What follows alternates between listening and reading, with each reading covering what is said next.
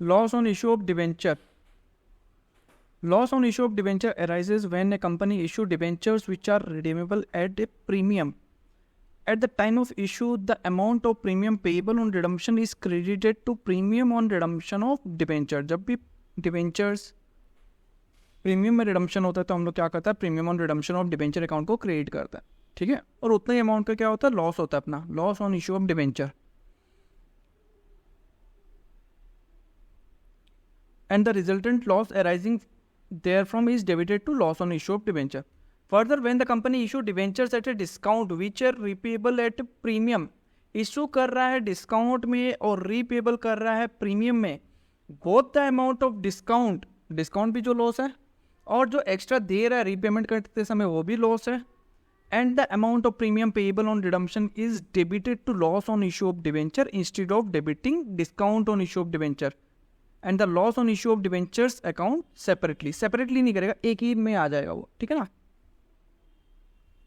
Loss on issue of debenture is a loss of capital nature for the company which issues debenture as per section 52(2) of the Companies Act 2013 balance in securities premium account. Securities premium में अगर कोई balance है अपना, can be utilise for writing off loss on issue of debentures, ठीक है। जो हम लोग जो डिबेंचर्स को जो लॉस हो रहा है डिबेंचर्स पे रिडम्पशन करते समय, उसको हम लोग कहाँ से एडजस्ट कर सकता है, सिक्योरिटीज प्रीमियम से एडजस्ट कर सकता है। Again, from the point of view of the accounting practices followed, loss of capital nature can be written off from capital profit. Therefore, loss on issue of debenture can be written off to the extent of balances available in securities premium account and capital reserve account. ठीक है, ये तो हम लोग कुछ class पहले भी किया था ना, बोरिंग कॉस्ट और क्या क्वालिफाइंग एसेट वाला, याद है क्या? क्वालिफाइंग एसेट नहीं पढ़ाया था, बोरिंग कॉस्ट, ये तो तुम लोगों को पढ़ा ही दिया है। बोरोइंग कॉस्ट 1-2 क्लास पहले ही हुआ था।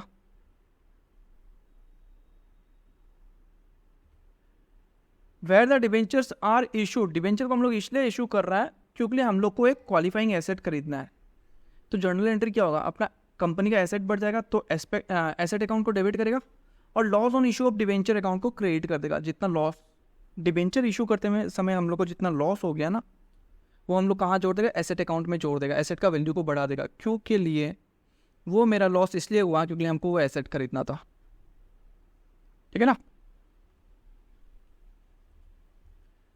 Board of directors of Jyoti limited decided to finance the purchase of machinery for the new power project by raising funds through issue of debentures. Accordingly, the company invited application for issue of 2012% debenture of 100 each at a discount of 10%। Issue कैसे कर रहा है, discount में 10%। तो एक तरह से अपना लॉस कितना हो गया, लॉस 10 रुपये का यहाँ पे हो गया इशू करते समय, है कि नहीं।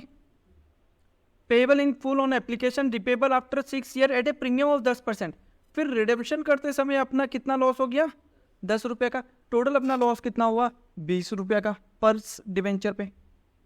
Debenture were fully subscribed. The company utilized the whole amount collected by the issue of debenture for purchase of machinery, a qualifying asset for the above project on. ठीक है, जो पैसा आया उससे एक एसेट खरीदा। तो रिकॉर्ड नेसेसरी जर्नल एंट्रीज, ठीक है। तो जर्नल एंट्रीज क्या होगा, पहले तो हम लोग डिबेंचर इशू किया, उसका bank account to debenture application, कितना नंबर ऑफ डिबेंचर्स है, 20,000 डिबेंचर्स, 90 रुपीज करके मिलेगा ना। 20,000 डिवेंचर्स इंटू 90 रुपीज़ करके मिलेगा क्योंकि डिस्काउंट भी इशू किया था, आ गया 18 लाख रुपया। फिर debenture application and allotment account debit हो जाएगा सेम अमाउंट से। डिस्काउंट कितना हो गया, 20,000 इंटू 10 रुपये डिस्काउंट दिया था, ठीक है। तो यहाँ पे आ जाएगा 2 लाख रुपया, ठीक है। टू 12% डिवेंचर 20 लाख आ गया। अब हम लोग रिडम्पशन कैसे कर रहे हैं, प्रीमियम में। तो प्रीमियम कितना, 10%। तो 20,000 इंटू 10, 2 लाख, और उतना ही लॉस है तो प्लस 2 लाख यहाँ पे और लॉस हो जाएगा। टोटल कितना हो जाएगा, 4 लाख का लॉस, ठीक है ना। अब हम लोग एक मशीनरी खरीदा, पैसा कितना आया, 18 लाख, उतना का ही मशीनरी खरीदेगा। तो machinery account to bank 18 lakh खरीद लिया। अब ये जो लॉस हुआ, ये लॉस किस लिए हुआ, क्योंकि हम लोग को पैसा चाहिए था मशीनरी खरीदने के लिए और हम लोग के पास पैसा नहीं था, तो हम लोग डिवेंचर इशू कर दिया रहा। तो ये जो 4 लाख रुपया है ये एसेट का वैल्यू को बढ़ा देगा। तो machinery account to loss on issue of debenture 4 lakh. ठीक है, मैसनरी अकाउंट क्या आ जाएगा, बैंक अकाउंट यहाँ पे 18 लाख और loss on issue of debenture 4 lakh और बैलेंस रेडी कितना आ जाएगा, 22 लाख का एसेट हो गया। ठीक है, where the debentures are not issued for the purpose of acquiring any qualifying asset or the purpose of issue of debenture is not mentioned। दूसरा condition ये हो सकता है कि हम लोग डिबेंचर्स दे के पैसा तो उठा रहा है बट कोई एसेट खरीदने के लिए नहीं, ऐसे ही कोई फंड्स चाहिए था हम लोग को। ठीक है, और या तो फिर क्वेश्चन में कुछ भी मेंशन नहीं किया हो रहेगा कि वो डिबेंचर हम लोग किस लिए इशू किया है। तो जो भी डिस्काउंट होगा, जो भी loss on issue of debenture है, वो सबसे पहले किससे एडजस्ट होगा, सिक्योरिटीज प्रीमियम से, सेकेंडली कैपिटल रिजर्व से, एंड लास्टली जो बचा तो statement of profit and loss. ठीक है ना। Generally in examination question specific purpose for which the debenture issued are not given. In such cases total loss on issue of debenture should be written off in that year itself from the balance of securities premium account, capital reserve and from the statement of profit and loss in that order depending on the availability of balance in the first two accounts। first two accounts में कितना balance है पहले वो देखिएगा। ठीक है ना।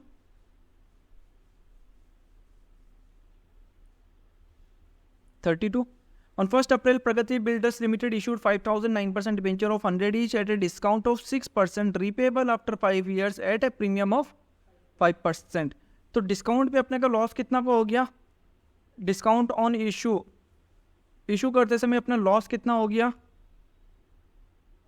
100 का 6% हो गया 6 रुपया, 5,000 इंटू 6 30,000 का लॉस।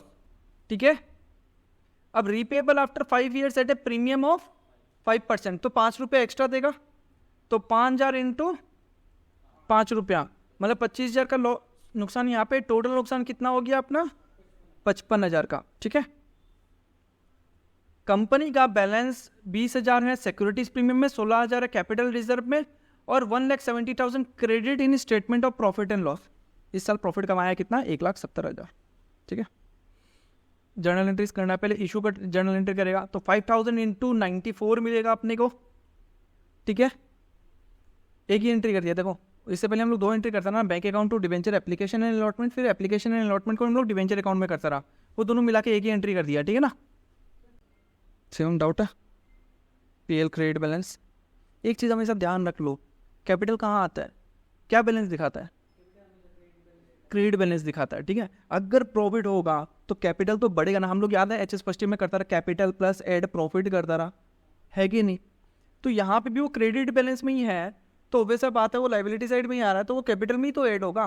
बट यही होता है हम लोग कंपनी का जो बैलेंस शीट बनाता है ना, तो शेयर कैपिटल में ऐड नहीं कर देता है, उसको अलग से लिख के रखता है। पर्सनल प्रोप्राइटर होता है ना, तो वो प्रॉफिट ऐड कर लेता है, बट यहाँ पे ऐड नहीं करता, उसको अलग से दिखाता है। ठीक है, तो बैंक अकाउंट में अपना कितना आया 4,70,000, डिवेंचर में कितना जाएगा 5,000 इंटू 100 5 लाख, और हम लोग क्या बोला था कि हम लोग 5 रुपये एक्स्ट्रा देगा, premium on redemption of debenture 5,000 into 5 25,000, और ये 55,000 का कैलकुलेशन बताया ही तुम लोग को, loss on issue of debenture. ठीक है ना। अब लॉस अपना कितना है यहाँ पे 55,000 का, और यहाँ पे सिक्योरिटीज प्रीमियम 20,000 पूरा खत्म हो जाएगा, और सिक्योरिटीज प्रीमियम कैपिटल रिजर्व भी 16,000 खत्म हो जाएगा, मतलब टोटल 36,000 रुपया खत्म हो जाएगा, एडजस्ट हो जाएगा। बचा कितना, इसे 55,000 है ना, 19,000 रुपया बचेगा, है ना। वो 19,000 कहाँ चला जाएगा, पीएल में। तो securities premium 20,000, capital reserve debit 16,000, कुछ गलत कर दिया ये, सॉरी, पीएल अकाउंट हो जाएगा 19,000। ठीक है, तो loss on issue of debenture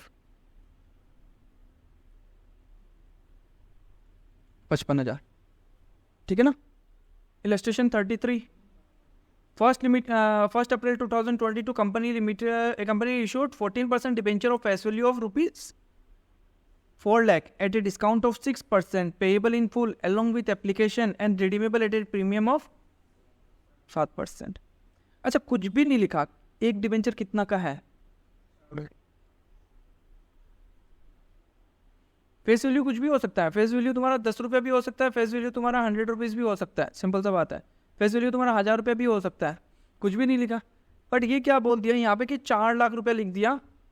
issued 14% debenture, face value पे डिवेंचर इशू किया, क्या फेस वैल्यू पता नहीं, बट जितना डिवेंचर इशू किया उससे उठाया वो लोग कितना, 4 लाख रुपया। ठीक है, 4 लाख का डिवेंचर इशू कर दिया, और वो भी डिस्काउंट में 6%। तो माइनस कर दो, उतना पैसा मिल जाएगा अपने को। डिवेंचर में जाएगा 4 लाख रुपया, बैंक अकाउंट में जाएगा 4 लाख माइनस उसका 6%, और रीपेमेंट करेगा हम लोग 4 लाख पे 7% एक्स्ट्रा और रीपेमेंट करेगा। ठीक है ना। कंपनी का बैलेंस है 15,000 सिक्योरिटीज प्रीमियम में, और 1,20,000 डेबिट है पीएल में, कोई दिक्कत नहीं है। तो बैंक अकाउंट डेबिट अमाउंट कितना आएगा बताएगा। Loss on issue of debenture account debit, क्यों के लिए रिडम्पशन हो रहा है प्रीमियम में, तो हमको loss on issue of debenture account लिखना पड़ेगा। पहले जर्नल एंट्री लिख लो, अमाउंट अपने आप बढ़ जाएगा। टू 14% डिवेंचर, ये इजी है, हमको पता है 4 लाख जाएगा। ठीक है, ये पहले पढ़ लो। To premium on redemption of debenture, ये भी लिख दिया। अच्छा, 4 लाख रुपया है, डिस्काउंट कितना बोला, इशू करते समय डिस्काउंट बोल दिया 6%, तो 4 लाख का 6% कितना होता है, 4 × 6 24, और 1 2 3। ठीक है, ये इशू करते समय का लॉस, और रिडम्पशन करते समय का लॉस कितना हुआ, 4 लाख × 7% है क्या, हाँ 7%। 4 × 7 28, 1 2 3, ये इतना का डिस्काउंट रिडम्पशन करते समय इतना का लॉस, बट इतना का प्रीमियम भी तो पेएबल है ऑन रिडम्पशन ऑफ डिवेंचर, तो ये अमाउंट बिठा लिया 28,000। ये 28,000 हमको पता है यहाँ पे भी आएगा, बट यहाँ पे कितना आएगा 24,000 प्लस 28,000, इतना आ जाएगा। यह सिंपल हिसाब ये भी कर, ठीक है, समझ गया ना। 24 प्लस 28 52,000 आ गया। अब अपना टोटल लॉस कितना है 52 में 15,000 सिक्योरिटीज प्रीमियम से एडजस्ट हो जाएगा। कैपिटल रिजर्व क्या है, कुछ भी नहीं, 0, और बाकी कहाँ चला जाएगा, पीएल में चला जाएगा।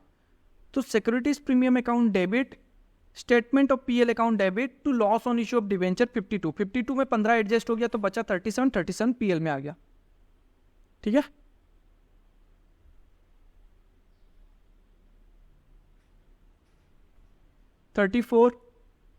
MTL Limited issued 6,000 12% debenture each of face value of rupees 100 each at a premium of 6% payable full in application and redeemable at a premium of 8% after 7 years. 5 journal entries in the books of the company relating to issue. Securities premium में कितना है 0, capital reserve में कितना है 0, तो पूरा का पूरा कहाँ चला जाएगा, पीएल में, जितना लॉस हो रहा है। कर लेगा घर में होमवर्क, ठीक है। अच्छा, डिस्काउंट में तो इशू कर ही नहीं रहा है, उतना तो कुछ लॉस नहीं हुआ, तो 6,000 प्रीमियम ऑफ 8%, 8 रुपया इंटू 6,000 कितना हो जाएगा, 8% प्रीमियम में है ना, तो 100 का 8% हो गया 8 रुपीज़, इंटू 6,000 डिवेंचर का कितना हो गया 48,000, इतना का अपना लॉस है। ये लॉस कहाँ चला जाएगा, पीएल में चला जाएगा। अच्छा, सिक्योरिटीज प्रीमियम में भी तो हम लोग इशू किया हुआ है, सिक्योरिटीज प्रीमियम भी तो आ गया यहाँ पे 36,000, ठीक है ना। ये प्रीमियम जो 6% आएगा पहले उससे एडजस्ट होगा, फिर बचेगा जो 48,000, 12,000 पीएल में चला जाएगा, ठीक है ना। Important, interest on debenture. When a company issue debenture, it is obligatory on the part of the company to pay interest thereon at a fixed percentage as stated at the time of issue. For example, a company has issued 12% debenture. It means the company will have to pay interest on such debenture at the rate 12%.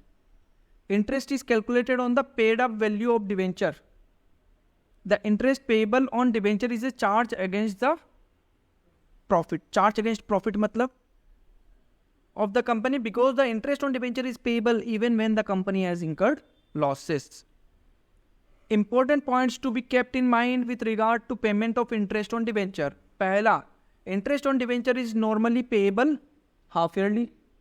Second number, interest is calculated as a fixed percentage on the nominal value of debenture issued if the debenture are fully paid up. Where the debenture are partly paid up, interest is calculated on the paid up value. मान लो एक debenture का दाम 100 रुपया है, company खाली 80 रुपया तक ही मांगा है, तो हम जितना डिबेंचर लेके रखा है इंटू 80 रुपीज़ इंटू उतना परसेंटेज हमको मिलेगा, क्योंकि फुल्ली पेड तो हुआ ही नहीं, जितना हम देके रखा है उतना पे इंटरेस्ट मिलेगा। मान लो कि हम 1000 डिबेंचर लेके रखा है, एक डिबेंचर का दाम 100 रुपया है, कंपनी फाइनल कॉल नहीं मांगा, खाली 80 तक मांगा है, कॉल्ड अप 80 है और मेरा पेड अप भी 80 है, ठीक है।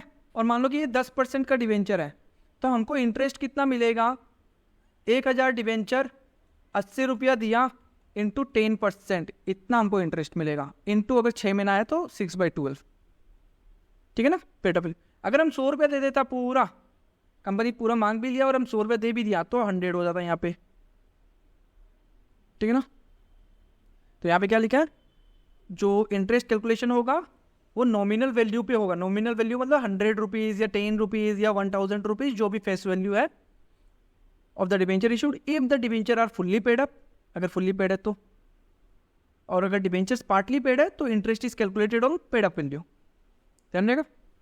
Third number, issue price of the debenture are not considered for calculation of interest. Issue क्या इशू प्राइस है उस पर डजंट मैटर, ठीक है।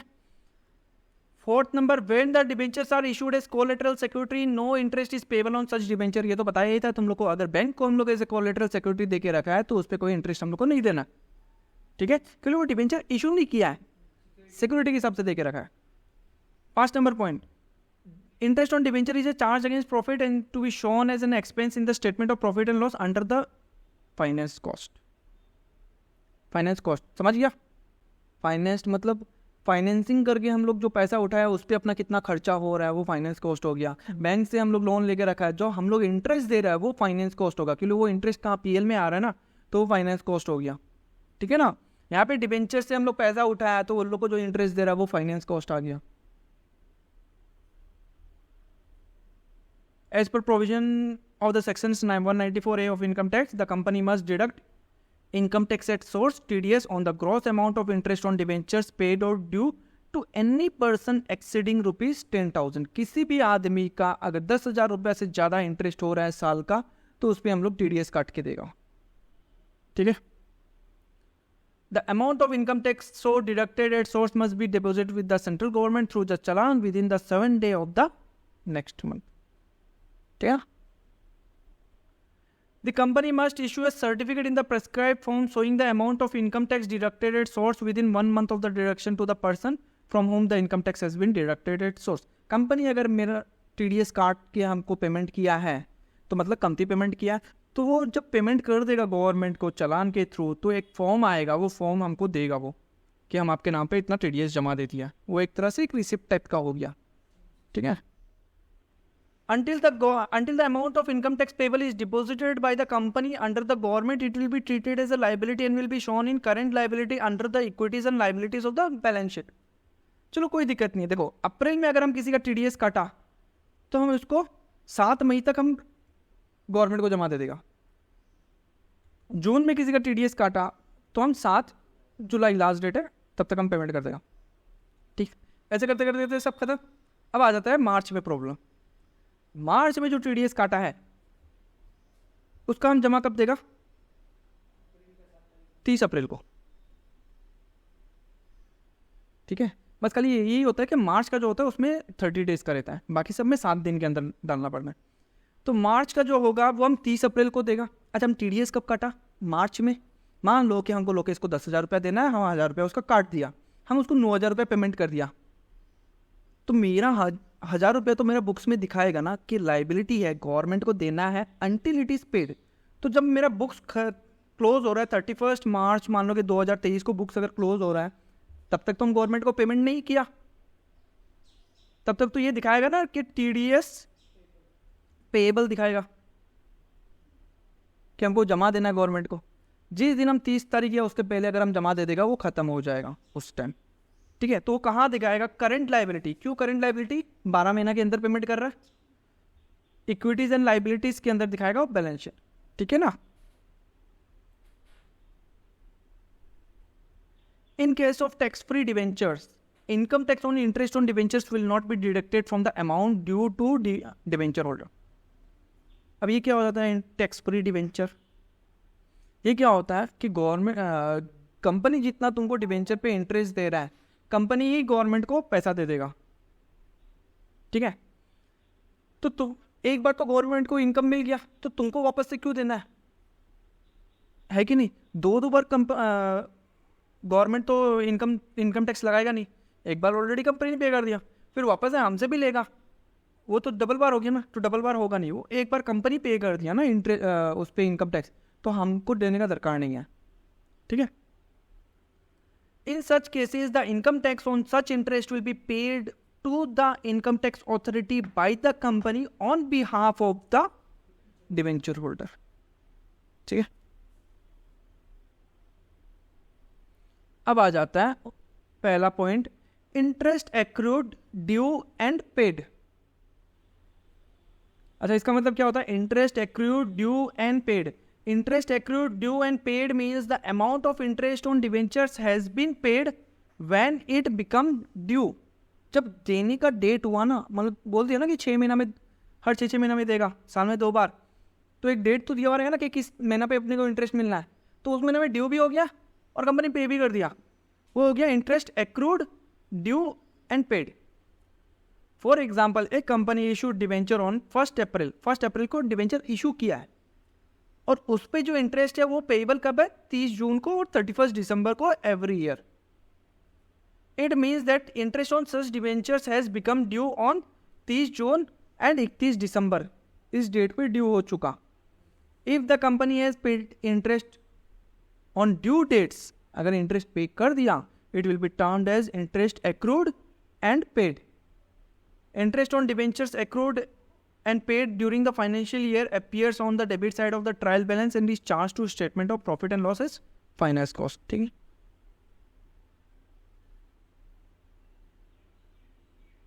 Interest accrued but not paid, इसका मतलब ड्यू डेट आ गया बट अभी तक पेमेंट नहीं किया, ठीक है ना? तीसरा चीज, interest accrued but not due. ये बताओ, मान लो कंपनी यहां पे डिबेंचर इशू कर रहा है, ठीक है? पेमेंट डेट है 2, एक तो है 30 जून, फिर 31 दिसंबर, फिर उसके बाद नेक्स्ट ईयर कब आ जाएगा? वापस 30 जून आ जाएगा नेक्स्ट ईयर से। साल का तो 2 ही है, 1 और 2, फिर यहाँ से दूसरा साल स्टार्ट, न्यू ईयर स्टार्ट हो जाएगा, तो न्यू ईयर का 30 जून को वापस डिबेंचर पे इंटरेस्ट देगा। अब क्या होता है, मान लो इस डेट पे इंटरेस्ट एक्रूड हो गया और पेड भी कर दिया, और यहाँ पे भी इंटरेस्ट एक्रूड हो गया और पेड भी कर दिया, तो वो पहला में आ जाएगा। अगर 30 जून पे जो इंटरेस्ट हो रहा है वो अगर पेड कर दिया और 31 दिसंबर को जो इंटरेस्ट हो रहा है वो भी पेड कर दिया, तो interest accrued due and paid में आ जाएगा। अब आ जाता है 30 जून को जो इंटरेस्ट ड्यू हुआ वो पेड कर दिया, बट 31 दिसंबर को जो इंटरेस्ट ड्यू हुआ वो अभी तक पेड नहीं किया, तो उसको बोलेगा interest accrued but not paid, ये वाला पार्ट को, ठीक है? अब तीसरा पोर्शन आ जाता है, मान लो कि ये भी दे दिया, ये भी दे दिया, ये दोनों टाइम में दे दिया, 30 जून का भी इंटरेस्ट पे कर दिया और 31 दिसंबर का भी इंटरेस्ट पे कर दिया, दिसंबर तक पे हो गया।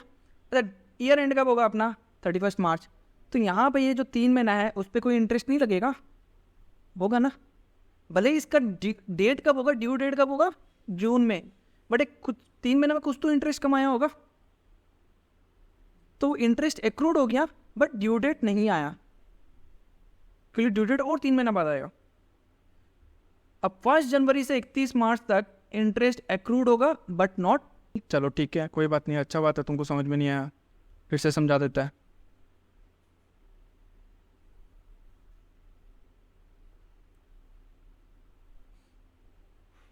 मान लो 1 अप्रैल 2022 ले लो या 23 पकड़ लो, ठीक है ना? 1 अप्रैल 2023 पकड़ लो, हम तुमको 10,000 रुपया उधार में दिया, नहीं तुमसे लिया, तुमसे हम 10,000 रुपया उधार में लिया, हम तुमको ये बोला कि हम तुमको हर 6 महीना पे इंटरेस्ट देगा, पहला इंटरेस्ट का डेट आएगा 30 जून, दूसरा इंटरेस्ट का डेट आएगा 30 दिसंबर, ठीक है? तो यहाँ पे हम तुमको 3 महीने का इंटरेस्ट तो दे चुका, खत्म, समझ गया? फिर उसके बाद 6 महीना बाद हम और तुमको इंटरेस्ट दे दिया, खत्म। ये भी ड्यू एंड पेड, ये भी ड्यू एंड पेड। फिर 31 मार्च तक, 1 जनवरी से 31 मार्च तक भी तो तुम इंटरेस्ट कमाया होगा, बट ड्यू डेट नहीं आया। हम तुमको क्या बोला, हम तुमको 30 जून को ही देगा पैसा, मार्च को नहीं देगा, बट तुम इनकम कर तो लिया, क्योंकि तुम उनको उधार दे के रखा है, इंटरेस्ट ऐड तो हो रहा है ना। तो ये जो पीरियड है इस पे इंटरेस्ट कमाया है, बट इसका ड्यू डेट आया नहीं है। क्यों ड्यू डेट नहीं आया, 30 जून ड्यू डेट गिरेगा उसको, तो उसको बोलेगा interest accrued but not due. हाँ, बट नॉट ड्यू, ठीक है, इसलिए मैं चार्ट बनाया। अकाउंटिंग एंट्रीज और इंटरेस्ट बिकमिंग ड्यू। जब इंटरेस्ट ड्यू होगा तो क्या जर्नल एंट्री होगा, डिबेंचर इंटरेस्ट अकाउंट डेबिट। ये क्या है, बिजनेस का एक्सपेंसेस, और सारा एक्सपेंसेस क्या होता है, डेबिट, ठीक है। टू इनकम टैक्स पेएबल, ये क्या है, लाइबिलिटी। क्यों लाइबिलिटी, सेंट्रल गवर्नमेंट को देना है। टू डिबेंचर होल्डर, ये भी लाइबिलिटी कि डिबेंचर होल्डर को देना है। मान लो कि 10,000 रुपये का इंटरेस्ट कमाया एक आदमी, तो कंपनी उसको इंटरेस्ट देना चाहिए, उसको कंपनी कितना इंटरेस्ट देगा, 10,000 रुपये इंटरेस्ट देगा। बट कंपनी क्या किया, 1,000 रुपया काट के उसको सिर्फ 9,000 रुपये दिया, ठीक है ना। तो दोनों ही लाइबिलिटी है, 9,000 का भी लाइबिलिटी है कि डिबेंचर होल्डर को देना, 1,000 रुपये भी लाइबिलिटी है कि गवर्नमेंट को देना है, किसके बिहाफ में, डिबेंचर होल्डर के बिहाफ में। ये जो 1,000 रुपया है ये कंपनी देगा गवर्नमेंट को, फिर गवर्नमेंट ये वापस दे देगा डिबेंचर होल्डर को। मतलब कंपनी डायरेक्ट डिबेंचर होल्डर को नहीं दे के कुछ एक पोर्शन गवर्नमेंट के थ्रू रूट कर देगा उसको, ठीक है, ताकि गवर्नमेंट को नॉलेज में पता रहे कि ये इतना इनकम किया है इंटरेस्ट का। समझ गया। ऑन पेमेंट ऑफ इंटरेस्ट, अगर पेमेंट करेगा तो डिबेंचर होल्डर को कितना पेमेंट करना है, 9,000 रुपये इंटरेस्ट का पेमेंट करना है, तो बैंक अकाउंट 9,000, और इनकम टैक्स जो TDS काटा है वो पेमेंट करेगा 1,000 रुपया, तो बैंक अकाउंट क्रेडिट हो जाएगा। दोनों केस में 1,000, तो कंपनी का तो 10,000 चला ही गया ना, 9,000 और 1,000, 10,000 चला गया, ठीक है। On transfer of interest to statement of profit and loss, PL में लेके जाएगा ना, तो डिबेंचर इंटरेस्ट को क्या किया था, पहले डेबिट किया था ना, क्रेडिट करके खत्म कर देगा और PL में डेबिट कर देगा, ठीक है। चलो आज इतना ही करते हैं, कल से इलस्ट्रेशन स्टार्ट करेगा।